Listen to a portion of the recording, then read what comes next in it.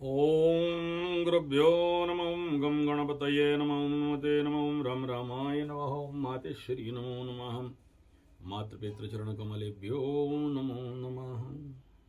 ओम शांति शांति शांति।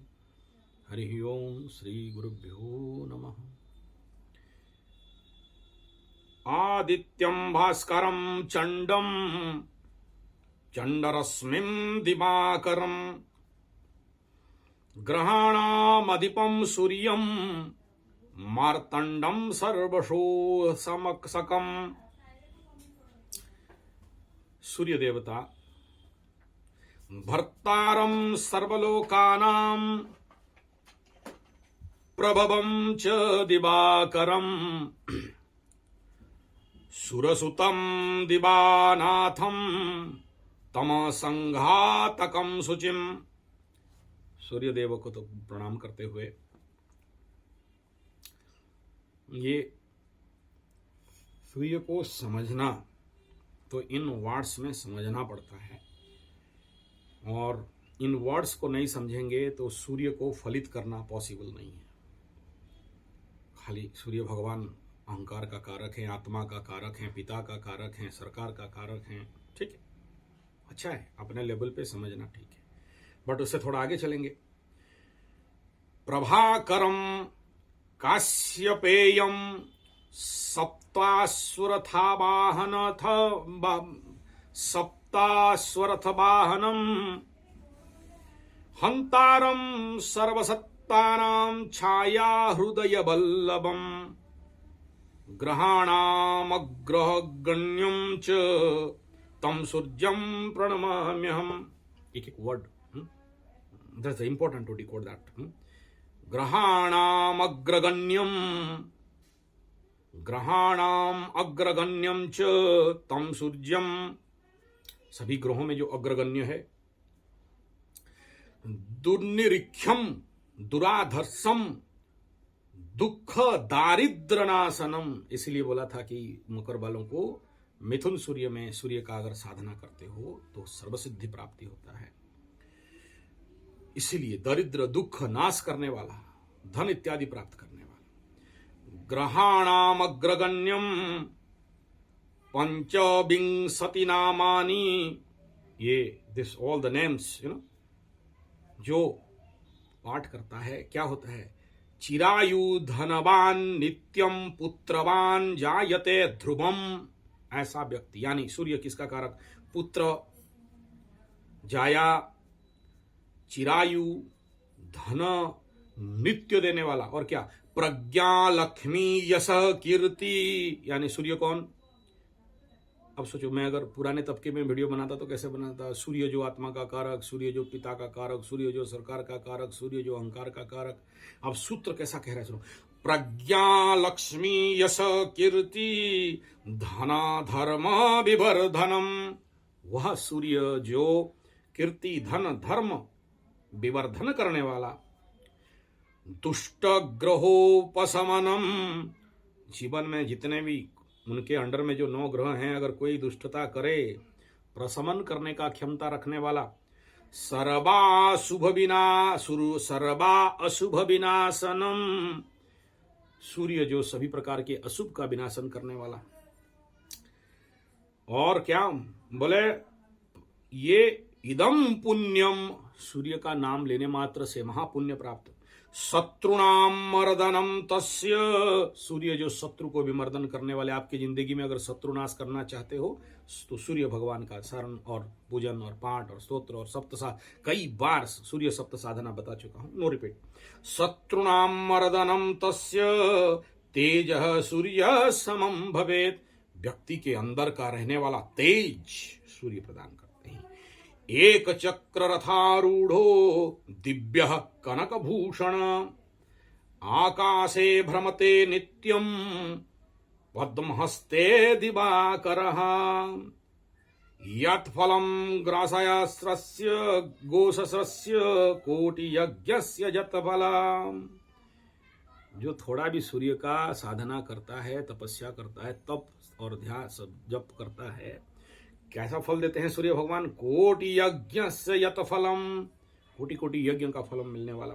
आदितस्य नमस्कारम ये कुर्वन्ति दिने दिने जन्मांतर सहस्रेषु दारिद्रम नोपजायते। जो सूर्य को थोड़ा भी साधना कर ले जीवन में दारिद्रता नहीं आ सकता।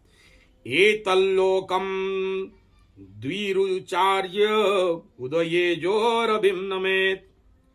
एतल्लोकम, इस लोक में, द्विरुचार्य उदये यो, जब सूर्य भगवान उदय होते रहें उस समय जो रवि को नमस्कार करता है, सर्व सिद्धि भवेत् तस्य किं पुनः पठितुम स्तवम। बस नमस्कार कर लेने मात्र से ही, ये कहां से आया? प्लस स्कंदो पुराणाक्तो रवि महाग्रहस्य, स्कंद पुराण में बताया गया है कि अगर, तो चलिए ये था सूर्य भगवान का थोड़ा सा। अब कर्क राशि क्या है उसके ऊपर भी अभी विचार करेंगे और लंबा हो जाएगा। सीधा सीधा मैं कर्क राशि के ऊपर अलग डीप वीडियो दे दूंगा। चल रहा है अभी सीरीज, मकर का खत्म हुआ है, अभी बाकी का कर दूंगा।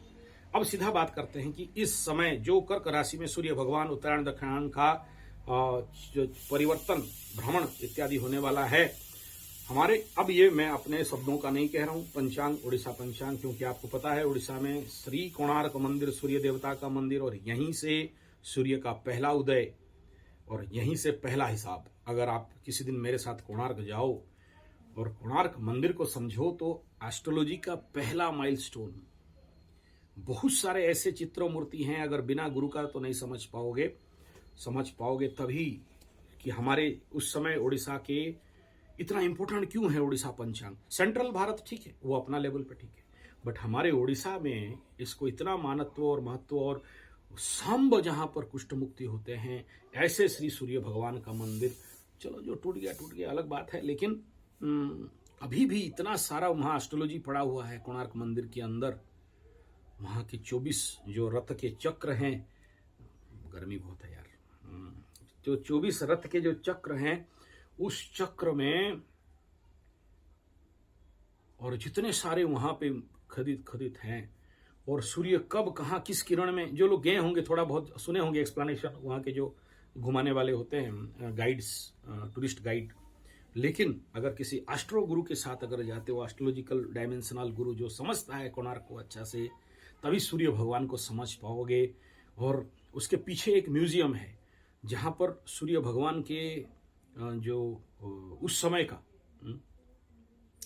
कुछ कलेक्टिव मूर्तिज हैं, और अलग अलग प्रत्येक सूर्य के जो होरा के अनुसार, मतलब सूर्य जिस जिस लग्न को क्रॉस करता है उस समय, मतलब ऐसे समझो, होरा लग्न बात भूल जाओ, प्रत्येक 1 घंटा में सूर्य जैसे जैसे क्रॉस ओवर करते हैं तो जैसे जैसे उनका नाम उच्चारण होता है, और उसके अनुसार उनके रूपकृत मृत्यु का कुछ खंड अवशेष उसके पीछे श्री जगन्नाथ, श्री कोणार्क जी, श्री सूर्य मंदिर के ठीक राइट बैक में जाओगे तो वहाँ म्यूजियम है। तो वहाँ आप समझ सकते हो टेक्निकली कि एस्ट्रोलॉजी में सूर्य भगवान को इतना एम्फासिस क्यों दिया गया। तो चलिए हम लोग इस बार का कर्क सूर्य गोचर बड़ा इंपॉर्टेंट गोचर है।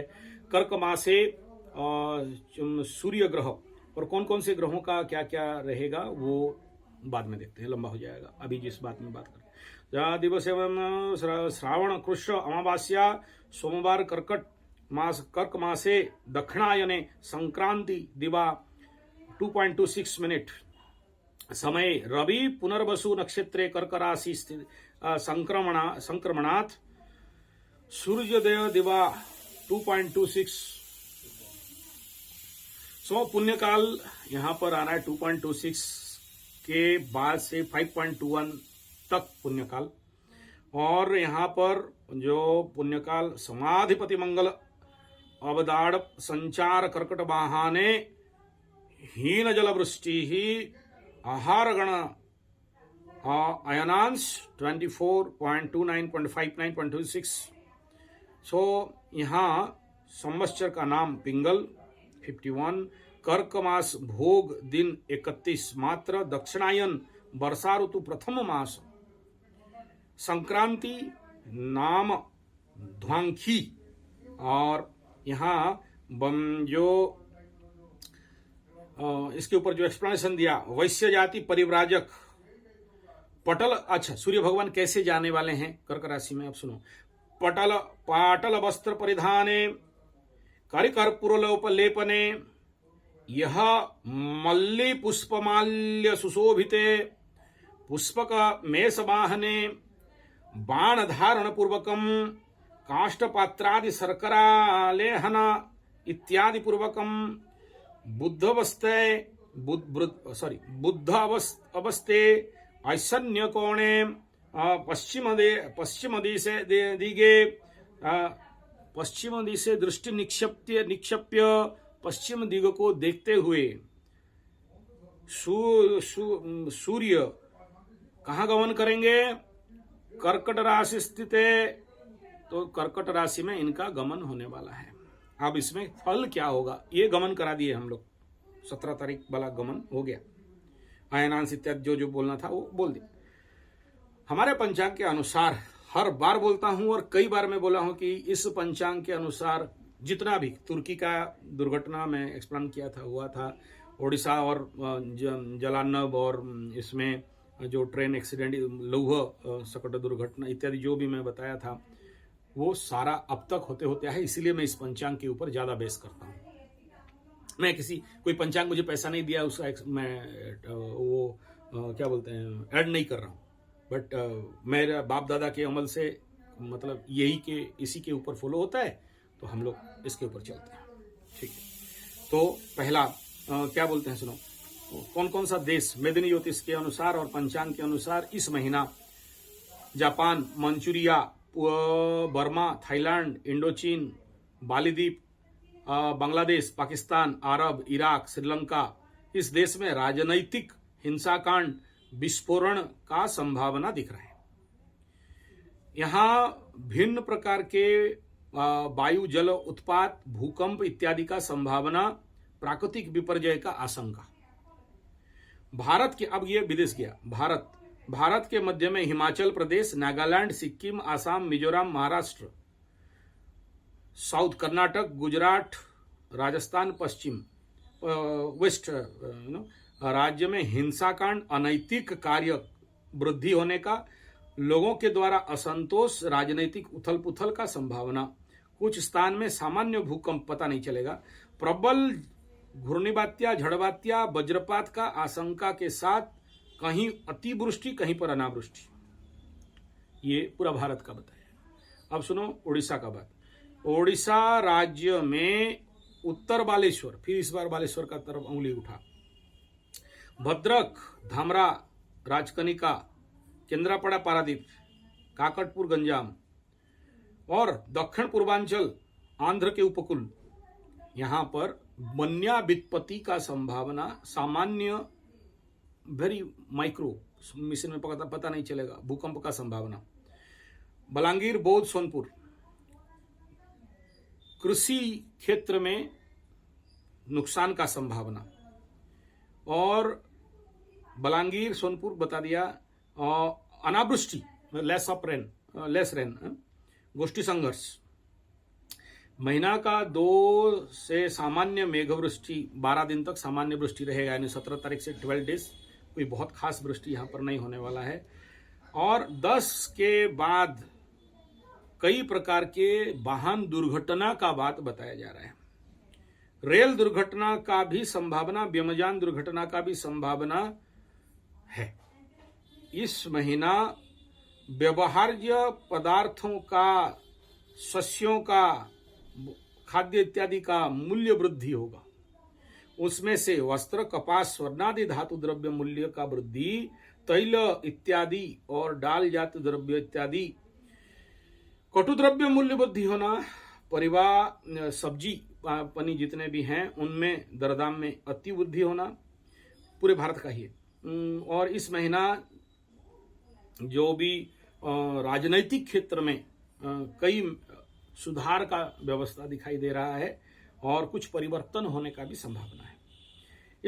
इस महीना में जो पहला रजवती नारी होगी, सीना यार, हाँ, तो वो जनप्रिय मातृवश्या ये उत्तम रहेगा। इस महीना ग्रह अगर घर बनाना प्रारंभ करते हैं तो भूसंपद बुद्धि और सिद्धि लाभ होता है। वृष सूर्य में बताया था कि अगर घर बनाते हो तो आदमी मरेगा। ये दो मैं देख रहा हूं मिथुन में, और ये कर्क में बता रहा है कि उन्नति होगा, धन प्राप्ति, भूसंपदा प्राप्ति बता रहा है। गुरुराम श्रवण मलमास हेतु शुभ कर्म निषेध। इस महीना में शाक भक्षण स्वास्थ्य पक्ष से अहितकर है। शाक मतलब ग्रीन साग, साग बोलते हैं भज। इस महीना नदी में स्नान रोग सृष्टिकारी होता है, इसलिए नदी में स्नान ना करें। और इसके तहत हर एक राशि सूर्य का अगर आप लोग चाहें, मैं 1 महीना से बंद कर दिया हूँ क्योंकि मैं देखा ज़्यादा व्यू नहीं हो रहे हैं। सूर्य आधारित राशिफल किस राशि को क्या मिलने वाला है, क्योंकि मासिक राशिफल निकाल देते हैं, तो आप लोग अगर चाहोगे तो फिर मैं इसका राशिफल बताऊंगा अलग अलग करके, क्योंकि एक साथ बोलने से खिचड़ी हो जाता है। तो हर एक राशि का मैं सूर्य आधारित बना रहा था, तो देखा कि इसमें व्यू नहीं आ रहा है, लोगों को इंटरेस्ट नहीं है, तो फिर मैं उसको बंद कर दिया था। विगत महीना से मैं बंद किया हूँ सूर्य आधारित राशिफल। मैं केवल चंद्र आधारित राशिफल दे रहा था। मैं 2 राशिफल दे रहा था हर महीना, एक सूर्य आधारित दे रहा था और एक चंद्र आधारित दे रहा था, और दैनिक राशिफल भी दे रहा था। तो जब व्यू नहीं आ रहे, लोग उसमें इंटरेस्ट नहीं है, लोगों को मीठा सुनना है और मैं कड़वा बोलने वाला, तो नेचुरली पीपल, मैं देखा कि व्यू कम हो रहा है और मेहनत करूँगा तो थोड़ा सा इसमें कहीं ना कहीं मैं demoralize on the base of view specially तो नहीं हो पाया। अगर आप लोग फिर चाहोगे तो मैं सूर्य आधारित दूंगा, और नहीं तो जनरली सबको ही बना देते हैं। सूर्य यहाँ बैठा है, भालू देगा, गधा देगा, घोड़ा देगा, भेड़ देगा, बकरी देगा, अच्छा होगा बुरा होगा। ये इसका सूर्य का 3, 6, 11, 10 गोचर जहाँ भी रहेगा अच्छा रहेगा, बाकी लोगों का नॉट गुड उतना। ये बेस के ऊपर बनता है। लेकिन ये हमारे पंचांग के तहत मैं बना रहा था, तो देखा कि 36-32 व्यू है, तो मैं बोला नहीं छोड़ दो, ठीक है इसको फिर देखेंगे कभी। और जब और प्रेशर भी बहुत है मेरे लिए, मैं क्या करूं। अभी इतना सारा पेंडिंग मेरा कुंडली है कि 7 दिन का टाइम दिया था, 12 दिन का लेट चल रहा है। लोग फोन करके पूछ रहे हैं, लग रहा कर दूंगा यार, क्या करें, बुढ़वा गया 50 साल उम्र में, और का उखाड़ सकते हैं। फिर भी जितना हो रहा है तो कर रहे हैं। ये देख देख के आंख भी जवाब, कान जवाब, फोन में बात कर करके कान गर्म हो जाता है। और ऑनलाइन जो लोग आते हैं उनका अलग है, वो लोग छोड़ते नहीं है। बैठ गए तो बैठ गए, उतना देर में तो मेरा 5 और ख़त्म हो जाता, ऑनलाइन देख लेता।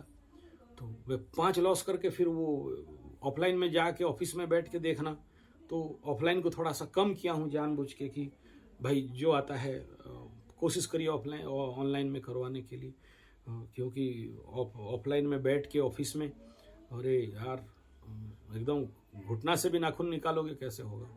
तो हैव पेशेंस। जिनका थोड़ा लेट हो गया है इस बार, मैं माफ़ी चाहूँगा प्लीज़, डिले तो हुआ है इस बार। ये श्रावण का पूजा, फिर ये सूर्य भगवान का पूजा, हर दिन का रुद्राभिषेक, तो वो टाइम बढ़ गया। जैसे मेरा डेली का ऐसे ही सुबह शाम का जब पूजा यज्ञ मिला के 2.5 घंटा चलता था, अभी ये रुद्राभिषेक भी चलिए पहला दिन का से तो वो हो गया है, क्या बोलते हैं जो लंबा काम सब है, तो अभी केवल अभिषेक पाठ करने से भी 45 मिनट भागता है। तो इसीलिए बाकी सारा काम थोड़ा डिले हुआ, माफ़ी चाहूँगा।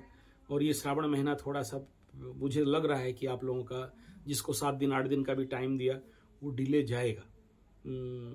कोई उपाय नहीं है। हाँ, कुछ लोगों का 3 दिन 4 दिन पुराना मतलब डिले हो चुका है, तो मैं उसके लिए तहे दिल से माफ़ी चाहता हूँ। और 4 दिन क्यों 5 दिन भी हो सकता है, धैर्य रखना, जरूर देखा जाएगा। धन्यवाद, नमस्कार।